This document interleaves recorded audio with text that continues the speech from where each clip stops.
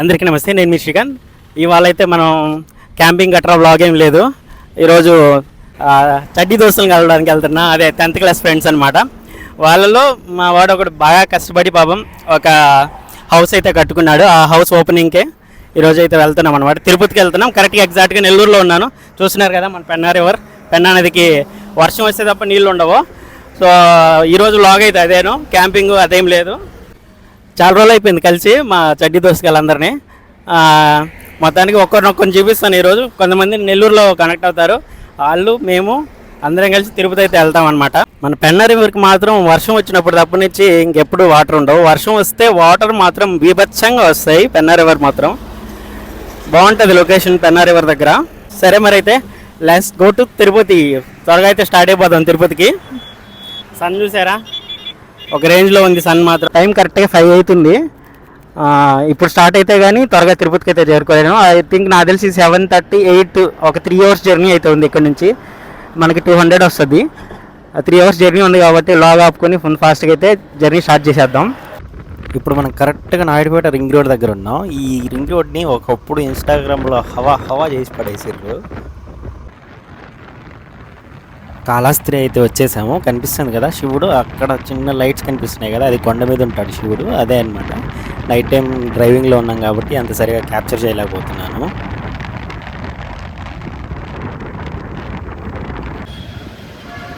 ఫైనల్గా సేఫ్గా అయితే తిరుపతి రీచ్ అయిపోయాము. హోటల్ తెలియలేదు. మనోడు వస్తున్నాడు మానస్. ముందు కూర్చోన్నాడు కదా, వైట్ టీషర్ట్ వేసుకున్నాడు. తనే మానస్. తనైతే ఇప్పుడు హోటల్ దగ్గర తీసుకెళ్తున్నాడు. మా వాడైతే మా కోసం తీసుకొచ్చిన హోటల్ రూమ్ ఇదే అనమాట. సో రూమ్ చాలా నీట్గా, చాలా మంచిగా అయితే ఉంది. చాలా బాగా నచ్చింది నాకు కూడా. చాలా క్లీన్గా కూడా ఉంది. ఈ మధ్య మనకి ఫ్యాన్స్ కొంచెం పెరిగిపోతున్నారు అనిపిస్తుంది. ఇక్కడ రూమ్ బాయ్స్ ఉన్నారు కదా, ఒక 2 పిల్లలు. వాళ్ళైతే మన బండితో ఫోటో దిగుదామన్నారు, మన బ్లూ ప్లేతో. అందుకని ఇచ్చేసాను.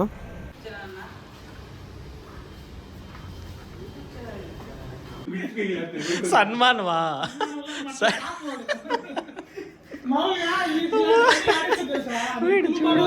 పెరగను చద్దుకూడు. ఇది పెరగన్నం కాదు, ఇది జొమాటో ఆర్డర్ చేస్తే పెరుగన్నం. దాని పరిస్థితి పెరుగన్నం కాదు డార్లింగ్, ఏంది సర్దికూడు.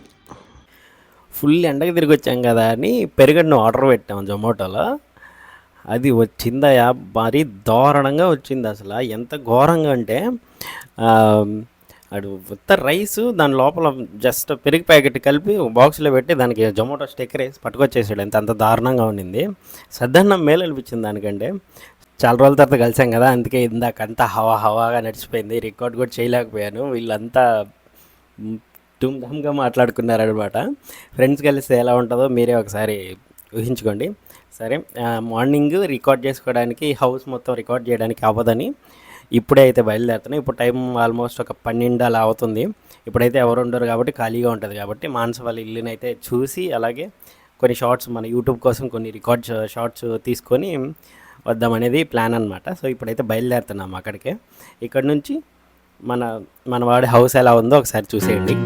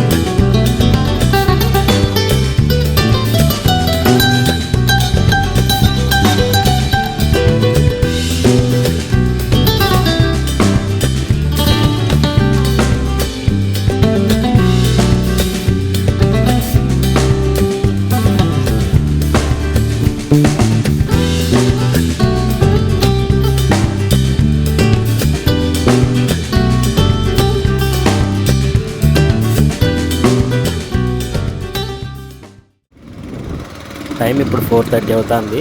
ఇప్పుడైతే మేము గోవిందరాజు స్వామివారి టెంపుల్కి అయితే వెళ్తున్నాము.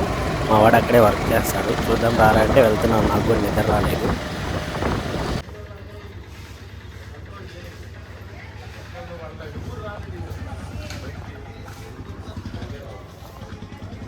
కనిపిస్తామా లేదా? నేనేమన్నా కరగొండాలా?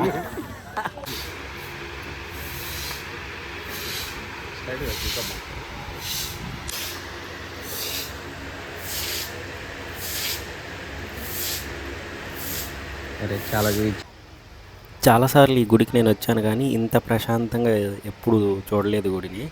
ఈరోజైతే మా వాడి వల్ల అది తీరిపోయింది. ఇక్కడ సెక్యూరిటీ డిపార్ట్మెంట్లోనే వర్క్ చేస్తాడు మా ఫ్రెండ్ అయితే.